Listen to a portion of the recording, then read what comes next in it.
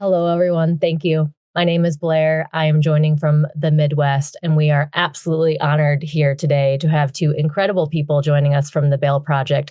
Welcome, Jeremy and David. Thank you so much for being here. Yeah. Thank you for having us. Yeah, thanks for having us. I'm going to read our incredible guests' bios. We will jump into a centering opportunity, just giving us an opportunity to come together and have a moment to center, and then we'll dive into conversation. So we have one of our guests today is David Gaspar. He's the CEO of the Bail Project. David leads the strategic planning, organizational management, development, external affairs, and fundraising activities for the Bail Project. A formerly incarcerated individual directly affected by the cash bail system, David earned his GED and bachelor's degree, studied law while in prison, won his appeal, and was released 11 years early. His journey fuels his passion for justice reform and commitment to social justice, dedicating his time to mentoring young people and facilitating re-entry for formerly incarcerated individuals. Absolutely incredible. Again, thank you, David, so much for being here. Thank you. And then we have Jeremy Churzin. Jeremy is the Director of Communications and Publications for the Bail Project. Jeremy directs the Bail Project's communications, earned media, public relations, internal communications, and publication strategy. With over 15 years of experience in criminal justice reform, community-based research, and government operations, Jeremy has been instrumental in developing the Bail Project's policy team and overseeing numerous advocacy campaigns. His prior work with the New York City Mayor's Office of Criminal Justice included leading major initiatives such as the Mayor's Action Plan for Neighborhood Safety and the DOJ-funded Smart Defense Initiative. Thank you so much, Jeremy. It's great to be here. Thanks for having me. And in true Prison Yoga Project form, I'm going to lead us through a moment of centering. This is an opportunity for us to engage together. Although we are in different parts of the world, maybe it's an opportunity for us to exchange and feel our energy. If anyone is listening to this podcast while you're driving, the invitation is to keep driving, pay attention to what you're doing, and we'll bring it back into the conversation. But to get started, maybe we can find a comfortable seat in our position, in our chair, making any adjustments we might need. And the guests, you're welcome to turn your camera off if you prefer to also not be witnessed in this moment. That's always an invitation too. Starting to just connect with the natural rhythm of the breath, taking a few moments to just notice our breathing.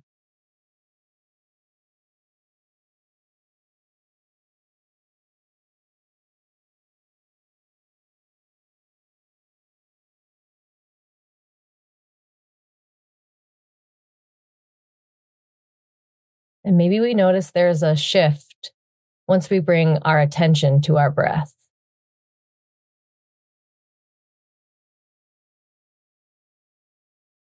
Maybe the breath becomes deeper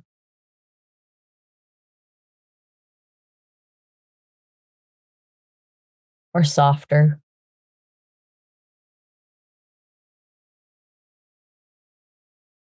Leading us through a short body scan or a visualization.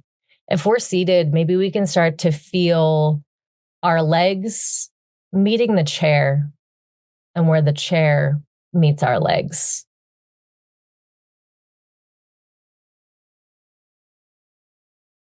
Perhaps our feet are touching the ground. Can you allow the floor or the earth to inform your feet? Maybe you can feel your back on the back of the chair. Starting to tune into the felt sense of the body. And whether our eyes are open or closed, can you start to feel the walls around you? How far is the wall to your right? And the wall to the left? Can you feel where you are in the space of the room?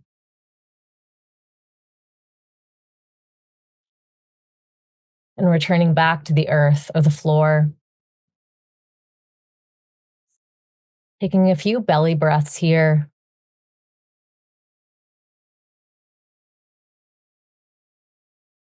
Just below the navel, we can imagine a beam of warm light and allow that light to travel down through the legs, through the feet, through the bottom of the floor, reaching towards the earth.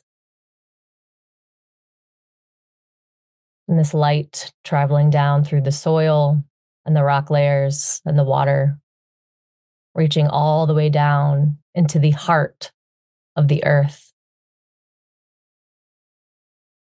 Maybe the earth will share her energy with us, allowing the energy of the heart of the earth to travel back up through this cord of light, through the water and the rock and the soil, back up, reaching and connecting with the bottom of our feet.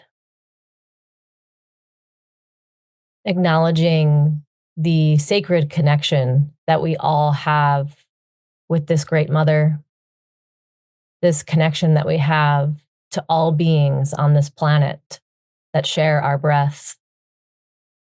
Taking a moment to acknowledge all of our families, communities, brothers and sisters, and friends and folks that are currently incarcerated within our system, knowing that they share this same connection and this same breath as us. May we call them into the space now.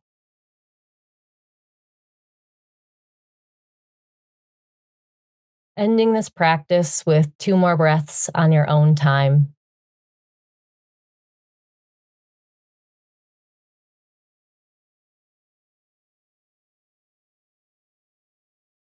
And if your eyes were closed, starting to flutter them open, maybe starting to bring any movement into the body, bringing yourself back into the here and now. Thanks everyone for going on that journey with us. And anyone who might have just joined, again, we are here with the Incredible Bell Project. Thank you both for joining us here today. So in our email and some of the research that I was doing about the Bail Project before we got here, I see that from 2018 to 2023, the Bail Project has assisted over 30,000 people, has saved taxpayers over $92 million. And through your work, you have been able to maintain a 92% court appearance rate, which is, these are staggering, absolutely incredible, very impactful numbers. So I thought maybe today we could start big picture. So what is the cash bail system and how does it work? And either of you can lead.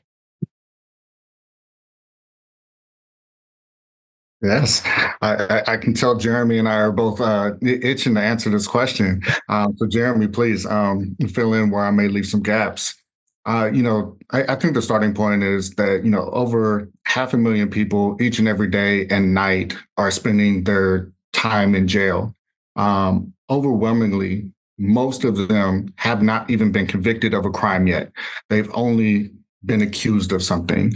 And so when we think about the purpose of bail, more directly, it's the responsibility of the court, of the judge, to exercise a decision that they have in front of them. And that is, one, to let somebody go home, continue working, be present for their family, contribute in the ways that we would want to see people continue to contribute.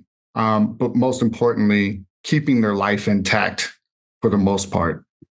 They also have an option to just keep somebody in custody, deny them the option for bail, deny them the option for freedom. And then there's that third option, which is bail itself. And bail is used as a means or an incentive to have somebody come back to complete their process. And that bail component, that bail portion, what we know is that it varies jurisdiction to jurisdiction, but overwhelmingly it's being used or misused, I should say, as a means to keep people in jail simply because they can't afford it. And we know that there's protections constitutionally against that, but it doesn't stop the practice of it happening each and every day. And so what we have found is that individuals that only lack the means of financially being capable of securing their freedom are stuck in our jails across America each and every day. Yeah. Thanks for having us. I think when we talk about the bail system, like there are other avenues that can exist when, in alongside the pretrial process. And for people that are not familiar with the process, like maybe your audience mostly is, but person gets arrested and charged with a crime. The point at which bail gets set for people varies from place to place. Like it could happen right there at the jail by a sheriff or a member of the police law enforcement community. They look at a bail schedule. They don't even understand what somebody could afford or couldn't afford. They say, you're charged with this. You got to pay this much or else you're going to jail. And then a lot of times that kind of process that exists, there'll be days between that initial arrest and the first appearance before a judge. Some jurisdictions in the United States require the time from arrest to first appearance to be short. Like in New York City, it's like a 48-hour, 72-hour maximum. And at that first appearance, sometimes it's also what's referred to as arraignment, which is the point at which somebody enters a plea of guilty or not guilty in their case. Other times it's just a first hearing, which often is about figuring out what conditions of release should be applied, whether that person should be released on recognizance or whether they should have bail set or whatever. And sometimes at those first appearance things, they happen via video conference. They happen without lawyers present for defense. And so these people are not able to even understand what process they're really engaging in. And then the bail gets set, and the issue that David's articulating about bail being a problem is that it creates this two-tiered system of justice, where people who can afford to pay bail get to go home, where they're able to keep their jobs, mount a proper defense, take care of their families, pay mortgage payments and whatnot. Whereas people then who are incarcerated just because they're poor, they lose all those things. And that is a broken idea of what would incentivize people to return to court, what would help create community safety in the first place.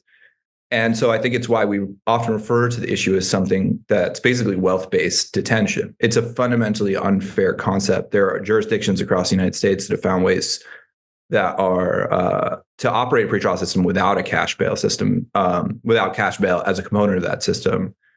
Illinois being the first state in the country that's eliminated cash bail totally. But other places, at least 12 jurisdictions across the country, if not more, have found ways to minimize or eliminate the use of cash bail and find alternatives that work just as well. And, I think part of the problem with bail reform efforts is like people don't understand the issue. Some people aren't personally invested in it.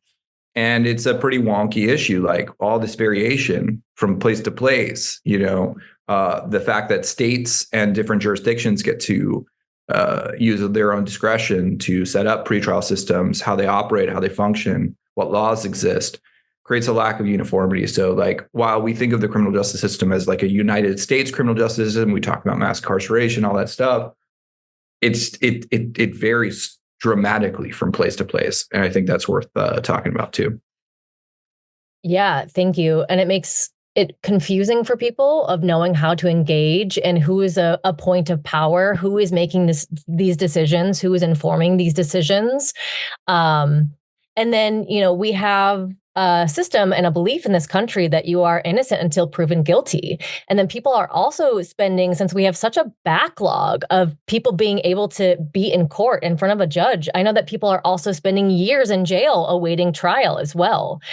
So we have so many connected issues that are directly impacting bail.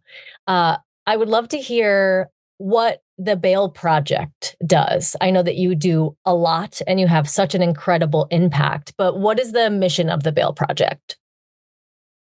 The mission of the Bail Project is that as a national nonprofit, we provide free bail assistance to individuals pretrial that are either in poverty or on the brink of poverty. By supporting those low-income people every year, we're advancing policy change at a local, state, and national level. Our goal is to end cash bail and to bring about a system that is more humane, equitable, and effective. We know that this is possible. We see it happening, as Jeremy just mentioned, in Illinois, and it's successful. But we also know that when people come home, they're coming home to needs. They're coming home to potentially the need to have mental health treatment. They're coming home to the potential of needing substance misuse disorder treatment, potentially employment. When you sit in jail for 2, 3, 4 weeks, you can't expect that your job is still going to be there when you come home. And you can't expect that the trauma incurred while you're incarcerated is just going to be something that you get to sleep off the next night. And so we understand that individuals are in need.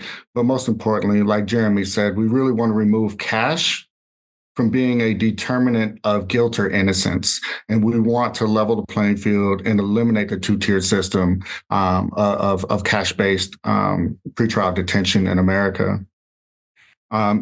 Just to kind of broaden that, what do we do? It's not just about bringing people home. It's about making sure that they have connection and support in meaningful, sustainable ways.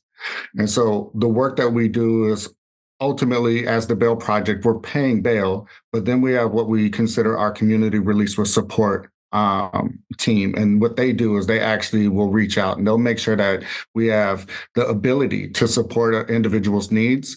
And we'll make those warm handoffs and recommendations to community service providers so that they start to build out a network of support that extends far beyond what we could ever do for them.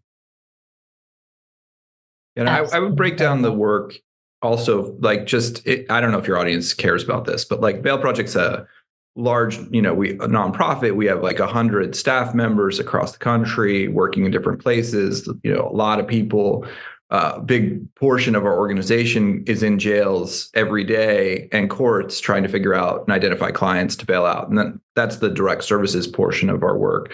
And then the advocacy piece, like David's referring to, is like trying to figure out how to create system change. And there's a lot of different components of that. I think it kind of breaks down into like policy change, which would be about like changing laws and different policies in place. Then there's sort of a practice change, which is like, how do you work with practitioners like judges, prosecutors, pretrial service agencies to figure out how they can improve their processes. I don't think people necessarily understand that like executive agencies, like agency is run by like city government. So that the mayor controls or county government controls or that a governor controls, they get money allocated from, the state or whatever, or they are required as executives to follow the laws of the state. But there's so much discretion and interpretation of what they have to do and what their requirements are. And, chief executives like mayors and governors, they have a lot of, they're responsible to their constituents. People want to know that they're spending money right, but they can make those choices. I think this is why we have these conversations publicly of how much money should go to the police or the military, how much money should go to social services. In New York City right now, there's a debate about keeping libraries open. In Atlanta, where we were unfortunately recently had to close our work because of crazy decisions by lawmakers there. They're investing a ridiculous amount of money to build police training facilities. And so this has always been true that budgets are political. And I think it's important for the public to understand, like, we should have a say in the way these budgets are being spent. These executives are responsible to that. I kind of gone off on a tangent because I was trying to talk about the Bail Project, which was to say, we're trying to do this larger advocacy practice change. And the other thing that we're doing is narrative change. So really like trying to get people to understand bail, to understand why it matters, to debunk a lot of myths that exist, which are, profligate, and also the results of politicians that have used it to their advantage. So I think we're in a place right now where there's so much misinformation. I watched the presidential debate last night, and Donald Trump is out there talking about misinformation, and my head kind of spun because I was like, he is chief disinformation person, in my opinion. I don't, maybe your audience thinks differently, but there's a lot of disinformation out there that we're required to work to correct, and I think that's what narrative change is about. So, all those pieces come together. We want to figure out, how to move people, persuade people, and ultimately persuade policymakers who have a lot of choice in the matter. And that's why we're here. We're here today for the tangents, for the conversations, and how it impacts all of these different communities and different aspects of our government. I think what we really love doing at Prison Yoga Project is empowering and activating our community in more ways than just going into prisons and jails and offering programming that's rehabilitative. We want people to be engaged in the system. I think that everyone within our team are also abolitionists at heart, right? But we recognize that this is such a massive system and that there are so many issues, and it's not going to go away tomorrow. So there's so many people that need our support and impact. So how can we show up as a community to do so?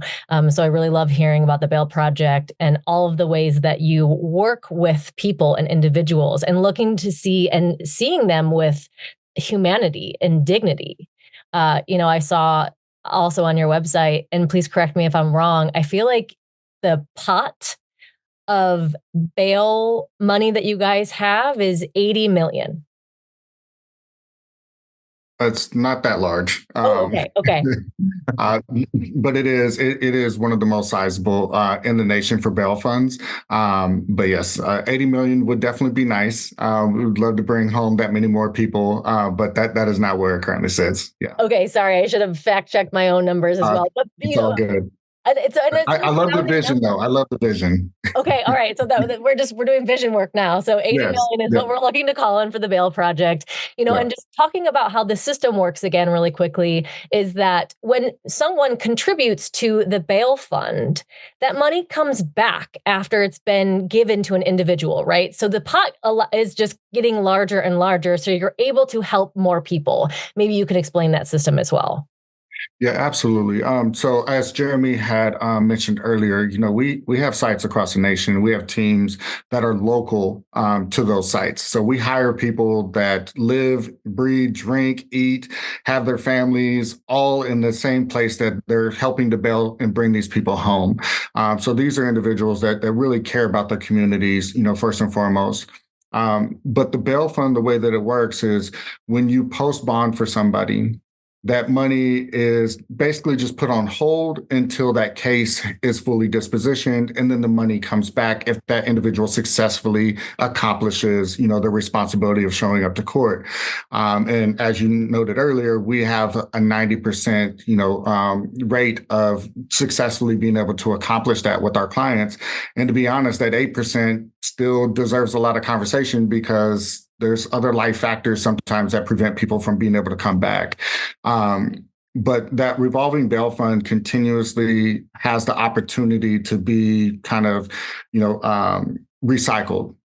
The challenge becomes we have certain sites where cases can stay open for 2 to 4 months. But then, as Jeremy said, Atlanta, which, I agree, it definitely wasn't the best policy decisions being made there. But there's cases that can stay open from 4 to 6 years. And so when you put money up to bring somebody home and you're not expecting to see that money back for 4 to 6 years, that revolving bail fund starts to diminish in your ability to continue getting more and more people out. And I think that's one of the hardest things for people to really comprehend about a revolving bail fund is that, yes, it looks like a lot of money on the face of it, but then once you start to put it into practice and you start to have to wait these cycles out of, cases closing out, and then you file for the refund, and then you still got to wait, 30 to 90 days to get, it's like all those things start to contribute to the challenges that it is, inherent with it, managing a revolving bail fund. And I want to also make sure that your audience understands the ecosystem of bail. If we don't exist, like we were talking about before, judge could release somebody on recognizance. They could do electronic monitoring. That happens in a lot of jurisdictions. Release somebody, put an ankle bracelet on them. That has a whole lot. It's fraught in a whole other way that we could talk about. They could release them with other conditions like curfews, the requirement that they do drug testing, requirement that they participate in drug court, something like that. Other ways that people are diverted from jail. And the other option, and this is very common across the United States, is they set bail. Bail project doesn't exist everywhere, and we can't help everybody. And people who are struggling financially in the first place are forced to go to a commercial bail bond agent who charges a 10% premium for their services, money that they do not get back. So if somebody was wealthy or had money themselves, they are not forced to go to a bail bonds agent. It's only something that fills this gap. You're buying an insurance product where they say, you have to guarantee that if you don't come to court, you'll give the court $100,000. But the bail bonds agent, who is basically an insurance broker, says, I'll give the court 10% of that, which is the premium that you've already paid them.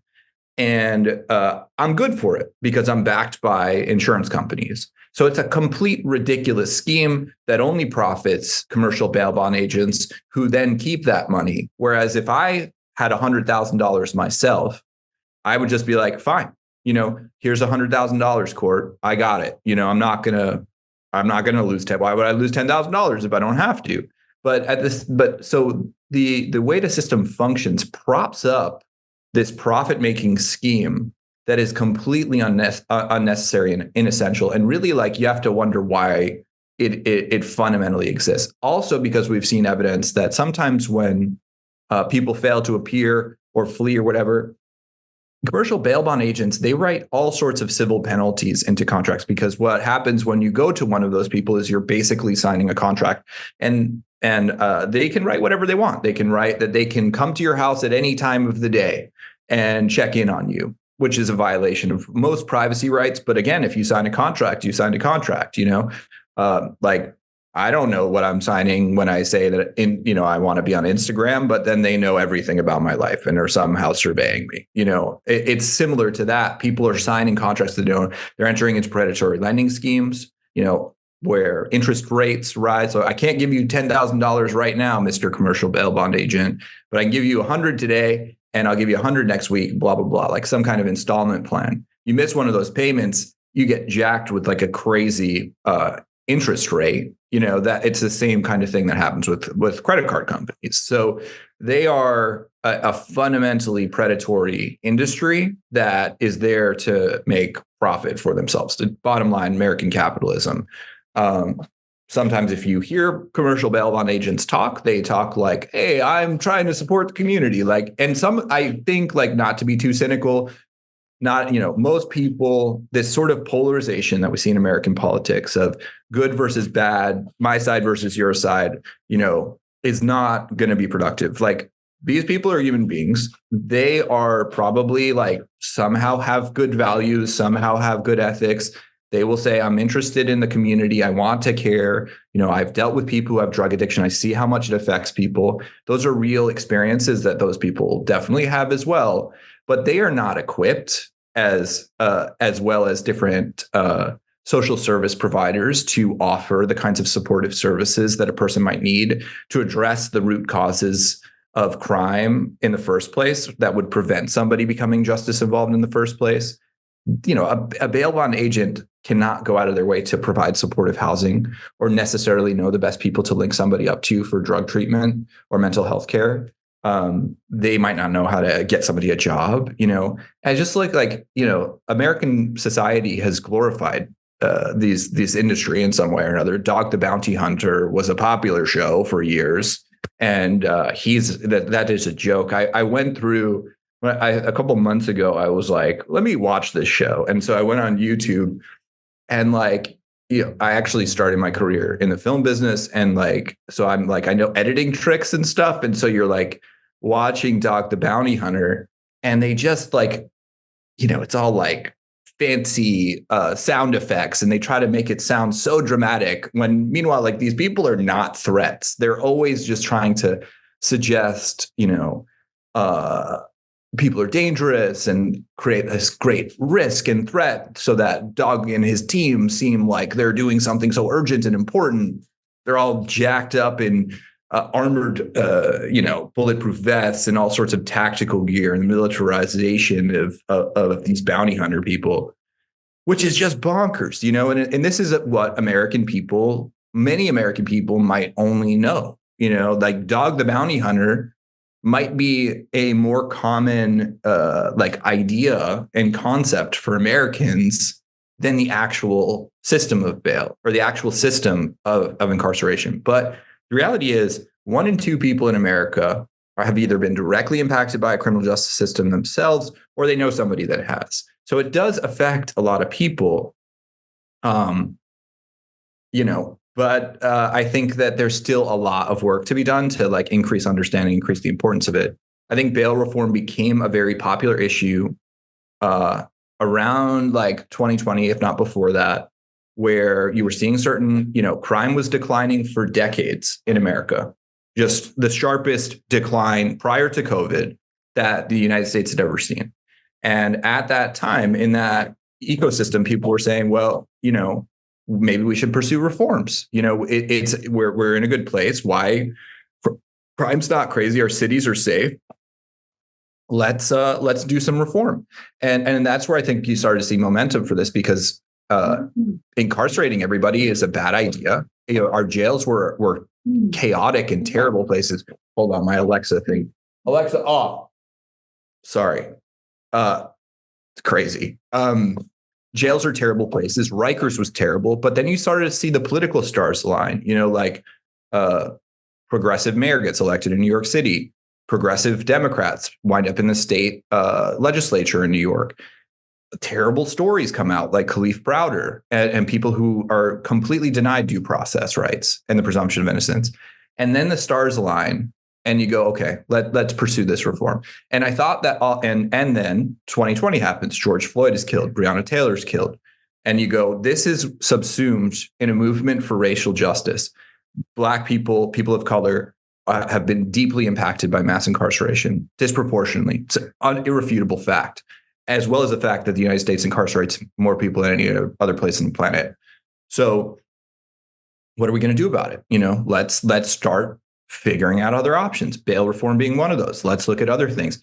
When we talk about the next steps from bail reform, it's off. We were focused on the elimination of bail, but given the ecosystem that we live in now, politically, you have to know so many different options, and you have to work and negotiate across American politics to get things to happen. It's one thing to be an advocate. It's one thing to have beliefs. But if you really are dealing in the dirtiness and the ridiculousness of politics, it is a slow process. It's an incremental process. Unless there's a revolution, that is kind of what happens. And I think we have to work in that space.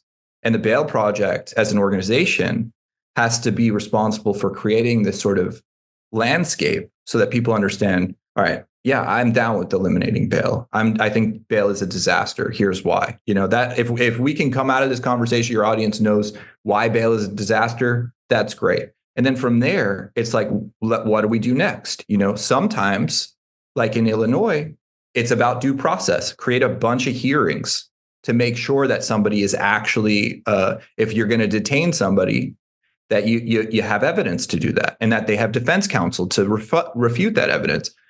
But there needs to be a high standard for detention. And what cash bail has done is it means that there's a de facto detention. People get detained because they are poor, not because they are dangerous. And I don't think every person who gets arrested is dangerous. I think we have to be careful, that we avoid unnecessary pretrial incarceration at all costs.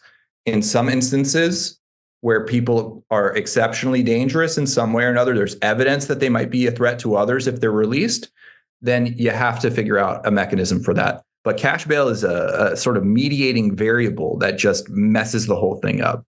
It's a clear decision, in, out. And that is not how state legislatures currently function, because cash bail exists. And they might say, oh, I'm going to pay, this guy will pay bail. And then they're in jail for a year and a half, like they are in Atlanta, because they can't pay bail. People we've helped 30% of the people we've helped have their cases dismissed, if they were in jail and couldn't pay their bail, and they were subjected to horrific things, physical, sexual violence, declination of their mental and physical health, bad mental and medical care, people who struggle with addiction, they face the highest rates of overdose, after they're released. There's a fundamental brokenness in our carceral system that has also become the greatest place, the place where our jails have become the largest psychiatric facilities in the United States. That is an absurdly broken system that we are letting correctional facilities be the place to treat behavioral health problems is fundamentally broken. So, we need to, I don't know why I got on that stuff, but yeah, there's a lot of problems here that we're trying to work on. Yeah. Sorry. I went on for a while. No, there's no sorry. And thank you. That's what we're here for. And you're really giving us a really great perspective of the ecosystem. And I like the way that you spoke to that, the ecosystem of the justice system and specifically bail, and then also bringing it back to the revolving fund for the bail project is that, yes, it might look like it's this big number, but actually all of those resources are being used because the system is so slow or because the system is inefficient. We spoke a little bit, and Jeremy, you brought this in about the narrative. So there is narrative barriers and understanding of what safety actually is. So we talk about this at Prison Yoga Project as well, is that people being in jail and prison and having prisons does not make communities safer. It does not. People having sentences, and then 96% of people that are in prison, and this might be higher, are going to return to their communities. So we're not making people in communities safer by incarcerating people. And so we do have a large narrative or these false myths about eliminating a bail system. Let's talk about that and how we can overcome and rewrite these narratives. Yeah, I think a good starting point is, just looking at the snapshot of who's making up the populations that we're holding in the cells across America. And we know from our work that over 30% of the clients that we serve, that we post a bond for, have a diagnosed mental health condition. And when you think about this individual and what may have even brought them into contact with law enforcement, maybe it was because they didn't get their medication. Maybe it was because they just had a moment of spiral. But taking them and putting them inside of a jail cell, putting them inside of a jail in general that isn't prepared to deal with that person in that moment, what ends up happening, and I can speak very personally to this because I spent 10 years of my life in this environment, they then put them in isolation, which only causes greater mental deterioration. But like you said, the majority of these people are going to be released at some point. So you've taken somebody who was already in mental decline potentially, you're putting them in an even worse situation, and now you're putting them back on the streets without any real connection to meaningful and sustainable support. And that in and of itself is just a horrible thought to think of how we're harming our community. Because we can't separate people with mental health disorder from our community. They are us and we are them. And then when we think about the other subpopulation, and that's those who suffer from substance misuse disorder.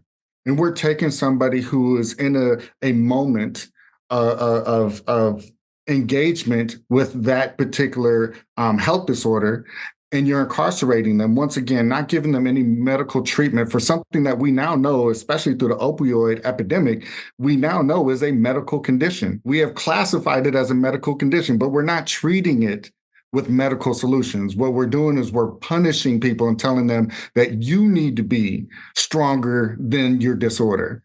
And then what are we doing? We're putting them right back out on the street without any help, without any meaningful support. And as Jeremy said, they're succumbing to the medical condition that they're struggling with, and it's causing a loss of life. These two populations make up almost 50 to 60% of any jail's population across America. and we're talking about medical conditions. We're not talking about people who just have a criminalistic lean and they want to be out there in the community and cause harm and they just hate our, like, we're talking about people who are struggling, that require a different approach, that require us to care more about how we're treating our community members in their like most desperate moments of need. But then we also talk about who else is in jail, those who can't afford their bail. And one thing that I've heard over the years, I've been doing this work with the Bail Project directly for close to 6 years, and I hear, well, if their bail is $20,000, then they have to be guilty. If their bail is $100,000, they have to be guilty. And first and foremost, if you go to LA County and get arrested, I don't even care if it's for a driving infraction, you're going to see a $20,000, $50,000, $100,000, and it's not indicative of your like threat to the community. Is a driving infraction that I think almost everybody who has a driver's license still commits to this day, almost on a regular basis. Some of us don't always fully stop at a stop sign, or some of us turn without using a blinker, or we, hit the gas when the light turns yellow. But any of these things, in the wrong moment, wrong time, wrong neighborhood, wrong officer could result in an arrest. But when we think about dollar amount and how it equates in our society's mind to guilt, I love, take politics out of this particular statement. I love where we are in my ability to say, if the dollar amount assigned to somebody's bail was indicative of their guilt, Donald Trump would be the guiltiest man in America right now. And why would we even allow him to be on the streets if we know that the hundreds of millions of dollars that have secured his freedom are only paramount to his association with guilt? Why would we even let him out? Why wouldn't the judges make the determination? And once again, it goes back to our constitutional right to have the ability to be presumed innocent until proven otherwise. And so I don't advocate for Donald Trump to be in jail, but I advocate for everyone who believes that he should be free to feel the same way about everyone else who can't afford their bail.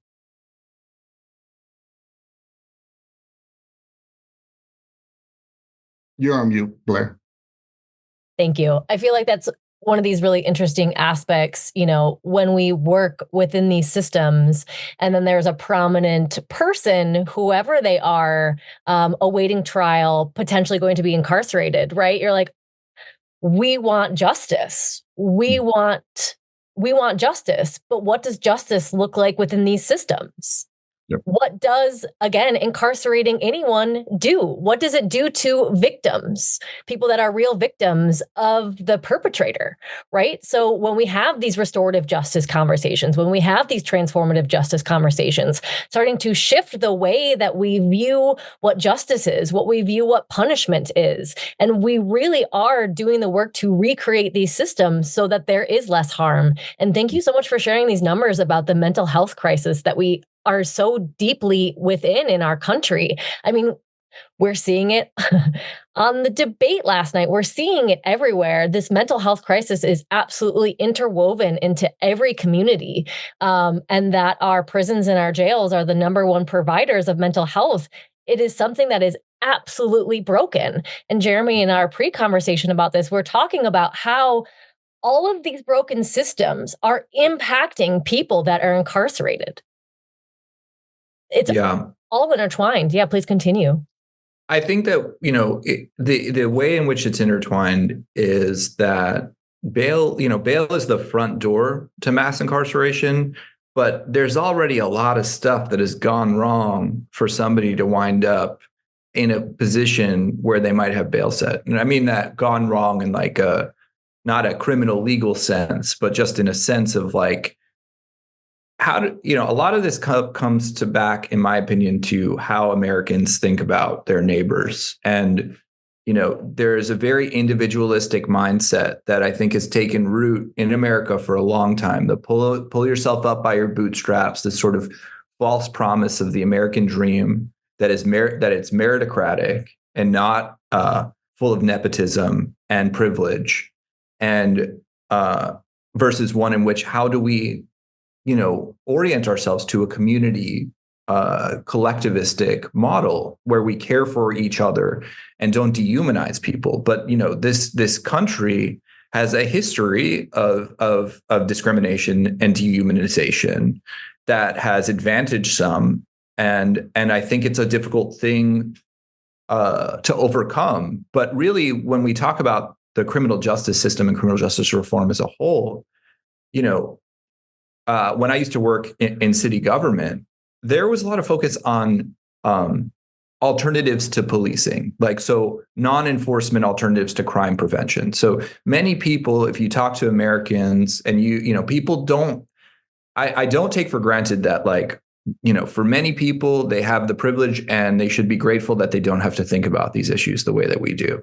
This is not, we're dealing with crisis, and we're dealing with emergency and real catastrophic stuff that if you don't have to experience in your life, that you should be grateful for that. But what we are looking at are really difficult issues of social justice and social concern. So how do we understand what police are supposed to do in this role? Many people, if you ask them, what do you think we need to do to prevent crime in your community? I used to work in public housing with different residents saying, how do we improve your sense of public safety here? And they tend to, because they're not educated on the issue deeply, to default to policing and lighting. That's what people think results in crime reduction. It's not untrue. Police sometimes do reduce crime. The presence of a police officer in a neighborhood would reduce crime. But that said, in certain neighborhoods, their relationships to the police are extremely fraught.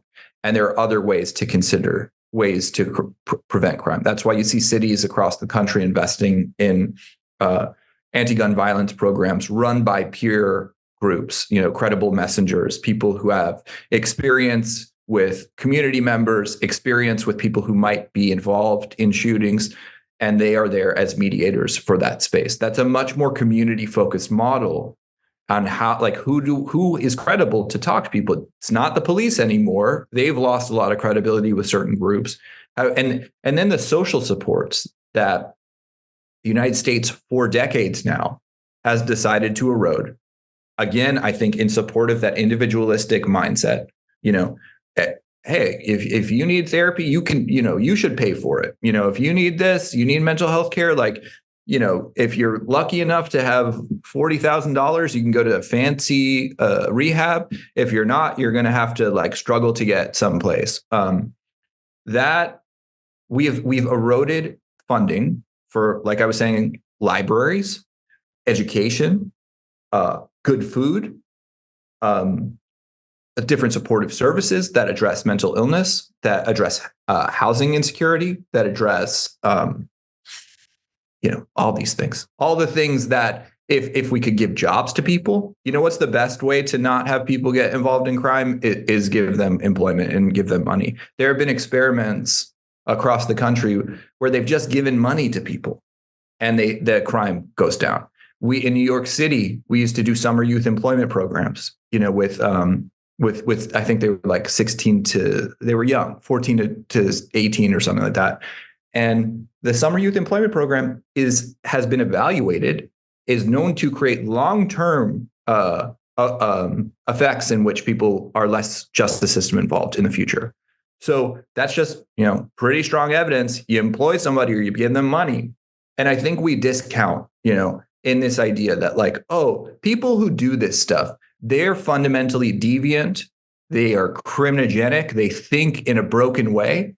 That completely discounts all the horrors of society, all the failures of social services, and all that then we displace it and say, oh, that's your responsibility. You need to figure out how to feel safe in your community. Cops won't help you. They'll actually make you feel like a threat. So figure it out. Why do you think kids carry guns in different neighborhoods? Because they are threatened. It's not because they necessarily want to shoot somebody. It's that they are scared. And if we address that at an emotional level and try to create empathy around this instead of stigma and shame, then we might be able to have a meaningful conversation about what's actually going on. But, we don't live in that world. I think that part of the narrative change work is about helping people understand why we should care about people.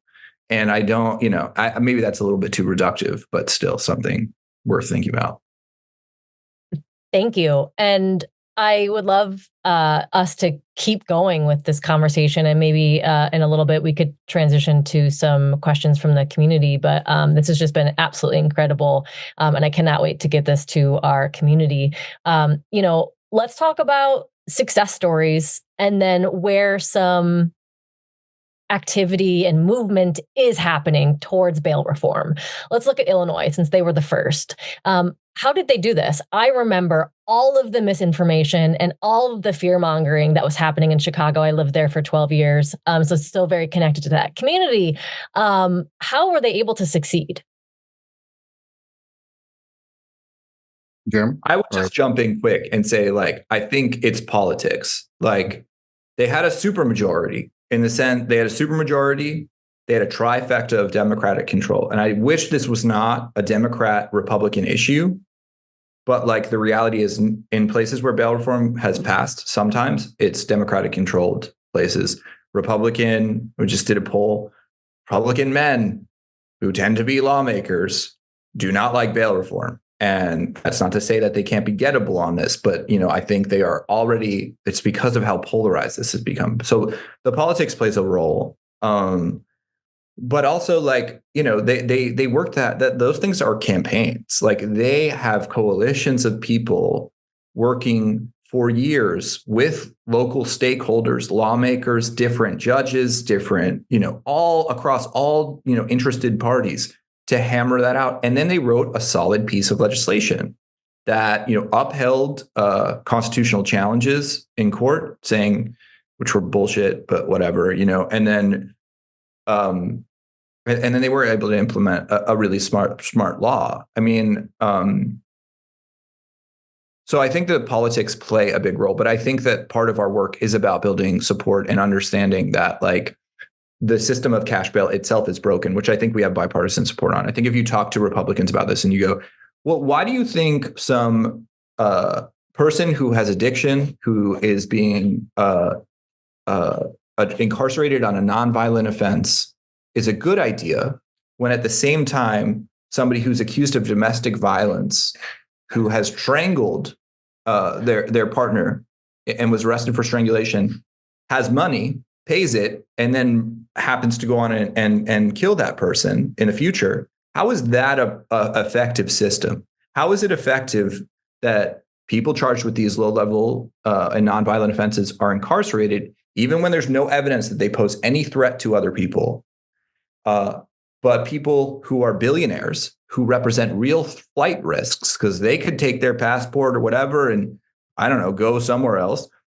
Why is that okay? And I think that stark, obvious, it represents so clearly how two-tiered this system is and how much of this is about wealth-based detention. And I think that's where you can win over other people on the issue. What do you think, David? Yeah, the one thing I would add, Jeremy touched on the politics side, legislation or legislators and having that majority and that ability to put something through.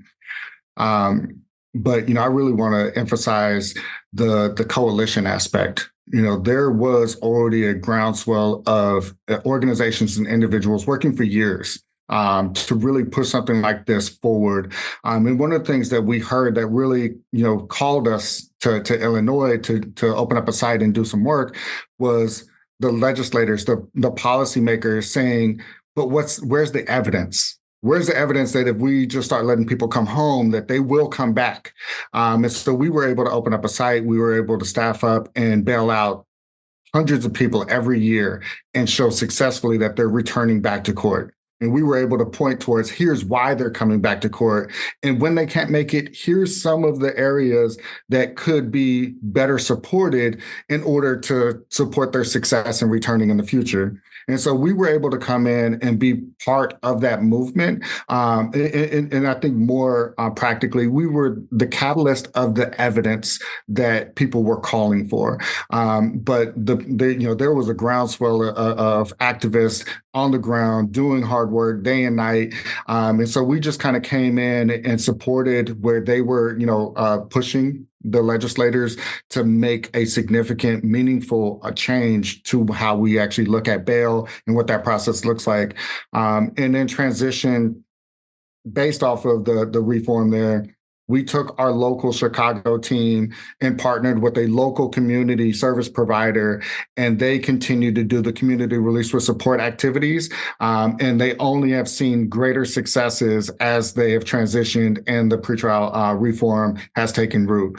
So we know that it works. We have evidence that it works. And we also know that it takes a village, so to speak. It takes everybody on the ground level, those grassroots individuals that are out there, doing the hard work just to get, the movement started. But it also takes, a legislative body that is receptive to hearing what is available at the most critical time in order to have reform. Yeah, I think that's really well said, because it's like the legislative part is really the end game of so much of this stuff. And I think it's often what people think of first as which I think is often in part like a lack of recognition of what the civics of America are. Like it's not, I don't think we should ever discount the importance of local change, and whether that's something that a nonprofit is doing to build evidence that then gets adopted by a local government and gets scaled up and then gets scaled up again. Like eventually, policymakers do care about evidence and the importance of the local groups, and activists to put pressure, standing on the steps of city halls or standing outside demonstrating for what they want. Those are things that politicians really have a hard time avoiding. And I think talking more together as groups about what we can each bring, it is a fight that requires everybody to participate in some way or another.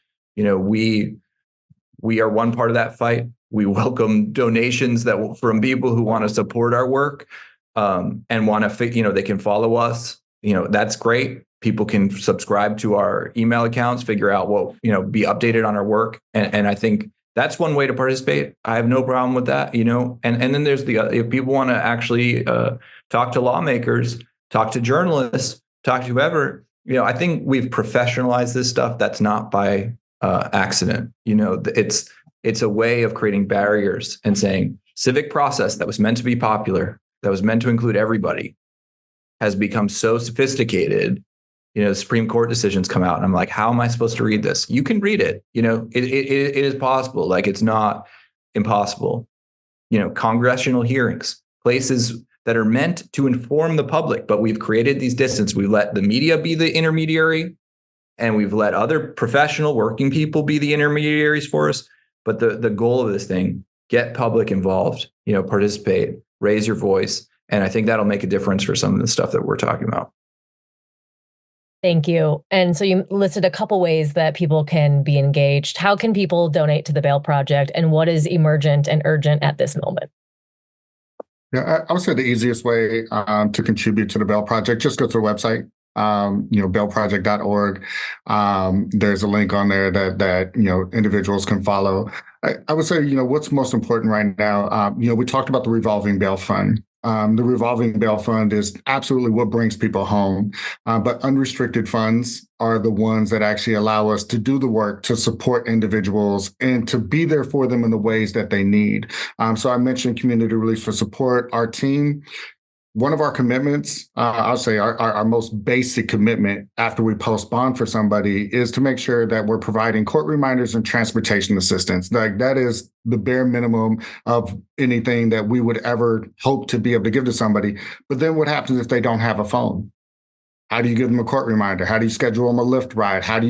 And so we find ourselves in a lot of cases having to help somebody with that cell phone in order for us to be able to remain in contact and connect them to other service providers. What happens when you bailed somebody out who was housing insecure, and all of the property that they had was basically thrown away. They have no clothes. They had so who's putting that first batch of clothes in their wardrobe for them to be able to get a job, to be able to go find house, be able to move forward? Those are things that we have to do as well, but they don't come from the restricted funds that are for bail only. And so, my encouragement to everybody is if you really want to see the full impact of how you can help somebody's life be put on a different path or on a better path, we have to think more broadly about how that money can be used. Thank you. I want to touch on a couple other things, and then we've got a question coming in from our community, and then I'll give the last opportunity for you guys just to speak to anything that hasn't been said. But Prison Yoga Project is an international organization. We have over 200 programs around the world. And one thing to note that I thought was interesting, I know that we have, freedom, liberty, we have different aspects to the way that we live in this country compared to other countries. But I did see that the US and the Philippines are the only two countries that have a cash bail system. And that was profoundly stark to me. So since we do have this large international community, maybe focusing specifically on the US, we've got programs in over 20 states. Where's this activity happening right now? Are there states that have more reform happening than others? Where should we keep our eye out? Jeremy, I'll definitely, I know you love talking about Michigan, so I'll let you go ahead and take the lead on this one. Yeah, well, I want to encourage people to understand that in more than a dozen jurisdictions across the United States, there's been some effort to minimize or eliminate the use of cash bail in some way or another. That happens in a variety of ways, whether it's through legislation or local practice change, electing different prosecutors who decide to decline to prosecute certain cases, different judicial rulings. There's a variety of ways that this happens. Legislation is the one that people aim for because it sticks in place. And so right now, Michigan is considering a package of bills that'll dramatically reform the pretrial system, limit the use of cash bail. I think it's held up right now in the House Criminal Justice Committee. And so if there are any Michiganders on the call, you should reach out to your lawmakers, reach out to the chairs of the committees and ask them to move the bill and ask them why they don't care about bail reform because it affects their communities. That's a good idea. But I think this is something that every state has to consider in one way or another. So I don't think that this only has to be limited to the places where there has been a bill introduced. I think you can start at any time reaching out to the chairs of different committees, especially chairs of criminal justice committees in the House and Senate of the state legislatures, and saying, I want to talk to you about this, or have you thought about this? Or get your friends together, talk about it, and then go approach the lawmakers. Say, we're constituents, and we want to talk to you about this. And that's how you start building momentum for this. There's usually local chapters of the ACLU that can be reached out to that might be focused on this, or we might have a site and you could reach out to us and we might be working on advocacy in those places. Right now, it happens in a variety of spots. Texas is often in a conversation about pretrial reform. Florida tends to use fines and fees in a way that's problematic. I want to also help people understand that bail reform isn't only about these things that squarely target the issue of cash bail. We will pursue pretrial reform where it's smart anywhere. And that can include preventing aggressive, regressive measures. The thing in Atlanta that we were talking about before that's really problematic, lawmakers decided to mandate the setting of cash bail for more charges, many of them misdemeanors, than before. So whereas before you could be charged with certain misdemeanors and there was no requirement that bail had to be set, now by law, judges must set cash bail, which means many more people are going to be incarcerated there, again, in a place where there's extreme case delay and case processing problems. We have talked to people that have spent a year between arrest and indictment, if not longer than that. That's an absurd process. The period between arrest and indictment means period between when police bring charges and then a grand jury meets and decides whether those charges are appropriate or not. And that's a group of peers that have to validate the decisions of law enforcement before they can move certain felony cases forward. That process takes a year, and that's the beginning of the case. So that's absurd. And then again, places like Colorado sometimes move good bills, Vermont. I would look everywhere. Don't feel like there's only places to name. We can do this everywhere. We need to do this everywhere. The United States has a federalistic government. Federal government does one thing. Federal criminal law applies to some things, but a lot of this stuff that we're dealing with and that the Bail Project is focused on happens at a state level. So wherever you are, if you have questions, reach out to us, but do the work, reach out to people. Let's get it done. Yeah. And the one thing that I would add, and Jeremy somewhat alluded to it, is not everything requires a policy or legislative change. There is a lot of authority that a judge has or that a jail administration has where they can actually let people go. They can, treat the case in a much different or faster fashion. So there's things that can be done from a practice change perspective that don't require us to actually have to push it all the way across the finish line of a legislative movement. But we need to pay attention. And that's why, when I mentioned the grassroots in Chicago, like when you actually pay attention and you ask those important questions of those who have the authority, now you start to let them know you're paying attention. And we see the greatest change come when people feel like they have attention on them, when they feel like they have to be responsible for their actions. And what we don't want to ever do is just get to this place to where we think everything has to be the bigger picture of legislative or policy reform, because it takes the eyes off the people who would be responsible for implementing those changes in the first place. Make them feel the accountability, then let's get the legislative changes, and let's have the perfect match of them being responsible for adhering to the best practices that we would all want to see for our community's health and betterment. Thank you. Fantastic. And I think that ties into a question that we have, looking at who has the decision rights, who has power, who holds power.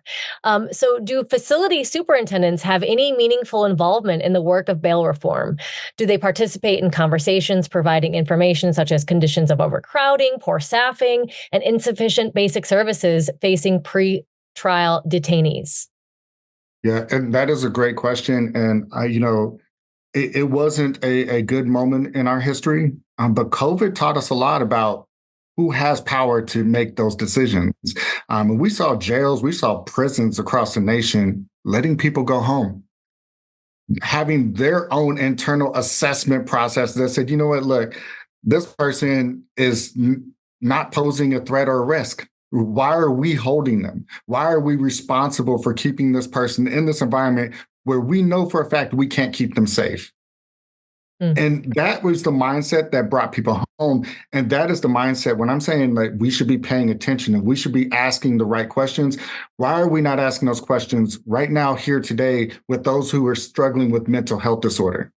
Why is it okay for us to put them in a room that has no bed, no blanket, no mattress, no pillow, just a little drain in the center of the floor and a toilet? We call that humane because it's being imposed by law enforcement. However, if I was to take my mentally ill brother and put him in a room and lock the door with no blanket, no bed, and just a bucket to use the restroom in, I would go to jail. You know what I'm saying? Like, why is it okay for them to do it, and we consider that to be such a implorable act of anybody else? And so we have to ask, we have to pay those attention. But it varies from jurisdiction to jurisdiction, state to state. I just want to state that very clearly. But they have more power than we give them credit for, and they have more ability to help people go home faster and better supported than we actually want to believe. I think there's often alignment with what we are trying to do and what sheriff's responsible for jails, or I know the term was superintendent. I just want to make sure that people understand there's distinction between jails, which tend to hold people who are being detained pre-trial, and prisons, which are post-sentencing. So people that tend to have longer stays. But the people in charge of jails are stretched way too thin. They often are working in crumbling conditions that are a disaster. And so they can be very staunch advocates for it, but they are also politicians. They're often elected officials, and the politics gets to these people. So, I think it's one thing to have a conversation with one of those. It's another one where they're vocal and outright calling for reform. I think it's our work all together, to figure out how to convince these people that they should speak up. This doesn't need to be a advocates versus law enforcement conversation. Like, law enforcement are allies in this. They will understand what is actually, correctional officers could be allies in this if they understand better than anybody else what their logistical problems are. They have trouble in these places with programming, keeping people busy because they're such a transient population. They have trouble treating people with addiction because they're often not allowed to, because they're short stayers. And often they're forcing people into rapid detoxes only for them to get out, overdose, and die because they're shooting up or using drugs at the rate that they were using before they were detoxed. So they will see stuff. They are front lines of this. I think working with them is a smart move. Yeah. And I actually appreciate you, explaining that to the audience. One thing I would just love to piggyback on that is, we think about jails, we think about jail administrations, jail staff, and what they are responsible for. But ultimately, we also have to think about what are they budgeted for. Jails are budgeted to house people. They're not budgeted to treat people. They're not budgeted to have that programming for mental health and for substance misuse. And that's why earlier I was, trying to bring the audience to a place to where we have to think about how do we want to properly treat those issues. And jail is not the environment, the conditions, or the staff that is ever going to be what they need to be for those populations. And so what we want to do is not think about how do we get jail staff to a better place. We need to think about how do we actually identify, before that person even is brought to jail, what their actual needs are and get them connected to those needs, especially if they're medical. If somebody's having a heart attack, guess what? An officer is not going to take somebody to a jail cell. Why? It makes no practical sense whatsoever. If you want to save that person's life, you get them to a hospital. And so we have to think about what is the whole process, and not just looking at our jails. But to answer the viewer's question, jails do have way more power than a lot of us give them credit for. And I wanted to make this point too earlier, that like the work that we do is often filling a gap in a social services net that doesn't exist. And that gap is around navigation of services. Now, the Bail Project was sort of formed out of, Robin Steinberg, our founder, started an organization called the Bronx Defenders that utilized a model called holistic defense, in which public defenders, who are often the primary point of contact for people who become justice involved, are helping to connect them to the things that they need to address their unmet needs. So this sort of using the point of contact to connect people to social services. And that navigation aspect that we provide in the places where we offer our services is by far lacking in most places. Most places have underfunded public defenders. Those public defenders have insane caseloads that do not afford them any time to think about, how do I get this person into housing? How do I get this person into drug treatment or mental health care? How do I get this person a job? Not a chance. They don't have social workers on staff. There's no way. And so this piece of navigation that could help mitigate concerns about whether somebody should be detained or released, help people from cycling in and out of jails, that piece is missing. And that if we're really serious about preventing crime, we have to figure out, this is a point of crisis for people. When they get arrested, it's a point of intervention. And if you're not using it that way, in an effective way, and I don't mean mandating people into stuff, because that's not the answer. Anybody who's dealt with addiction, or people who struggle with addiction, you can ultimatum your way into not being friends anymore is what will happen. I don't think that's going to get people into sobriety or whatever you want. So I'm done talking about that. Yeah. Thank you. This is such an important conversation, and I cannot wait to publish this podcast. I'm going to try to get it done today so we can get it out to the community this weekend. I've got this one last question, and then I'll give you guys the floor just to speak to anything that hasn't been said. But we have what seems to be an energy or a movement of criminalizing mental health, criminalizing unhoused or homelessness, criminalizing substance use, misuse, abuse. So we have a participant asking, what are your concerns around the Supreme Court's upholding of the Oregon's ban on outdoor sleeping and its potential impact on increased arrest rates of unhoused folks here in the West? It's a good question. I lived in Seattle for about 2 decades prior to moving to the Midwest. And I remember the large encampments of houseless communities. One of the conversation pieces back then is how disruptive it is to have them so visible.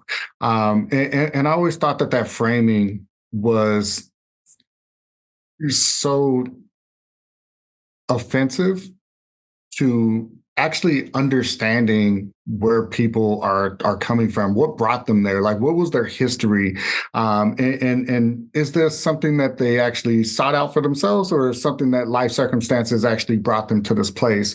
And for me, I think about my journey and how I found myself at 22 years old standing before the court. And as a juvenile, at 5 years old, I was removed from my parents' custody. They got me back, a little after 6 months later. At 7 years old, I was in a coma for 2 weeks from a drug overdose. At 7.5, I was shot for the first time in a domestic violence incident. At 12 years old, I was, arrested for shoplifting. That's where my record began. At 15, I was shot for the second time. At 15, I was arrested for the second time. 1 month after I turned 16, my son was born. And 1 month after my son was born, I was put out of the house. And that's what brought me to Seattle. And I name all that because we sometimes look at people at their snapshot. So when I was 22 years old, none of my life experiences as a juvenile existed in that conversation. Nobody understood that the pain and trauma I experienced as a child was not going to be resolved by giving me a sentence to prison that was only going to give me more pain and trauma. And so when we think about how we're addressing the homeless and how we're addressing mental health and how we're addressing substance misuse, we have to stop and remember that we're talking about human beings. We're talking about a human life story that we need to better understand, to better be prepared to give them what they need to put them on the path where they see themselves being successful. And so when we make decisions like the one that was just handed down, saying it is okay to criminalize homelessness, it's okay to criminalize poverty, what we're saying is that we no longer want to hear the story. We no longer care that this person is a human being, and we want to take the easy route, and we want to just put everybody in the same bucket, and we want to just make it okay then to put them inside of a box so I don't have to think about it anymore. And that is just generally, as a society, the wrong approach, the most harmful thing that we could ever do. And what we fail to realize in doing that today, we only create greater, bigger problems for ourselves tomorrow. I think that's like just on a practical potential impact of the Supreme Court ruling, which I haven't read yet. Like, it will most likely lead to increased rates of arrest, which is what the question was. I think, though, like in Los Angeles, where I live, there's conflict between like local and state laws. Like there's been a lawsuit here about the unhoused population that basically said they're not allowed to enforce these laws if there is not enough housing available for these people. And so there is this sort of policy debate that happens that prevents this from totally becoming a disaster and leading to the like sweeping up of people who are sleeping outside. I don't know if that's going to happen. I'd imagine this is not going to be good and could embolden different places that are, if they're not already doing it. Like certain states are probably already just arresting people for this. But in places where it was contested and rose to the level of the Supreme Court, now they have justification to do it if they need it legally. Thank you. And thank you, David, for sharing some of your story with us as well, and your incredible leadership at the Bail Project. Thank you both for showing up today. This has been such an important conversation. I would love to give you both the floor for anything that hasn't been said, whether it's personal stories, success stories about the Bail Project, how people can get involved, just anything, so that nothing is left unsaid. The one thing that I would just love for everyone to leave this conversation with is remembering that we're talking about human beings. And in so many cases, we're talking about human needs. The Bail Project, through our work, we know that, yes, people can use the bail assistance to be able to have their freedom restored. But we also know that that same person could really use a meal. That same person could really use help being connected or even identifying that service providers exist that can help them.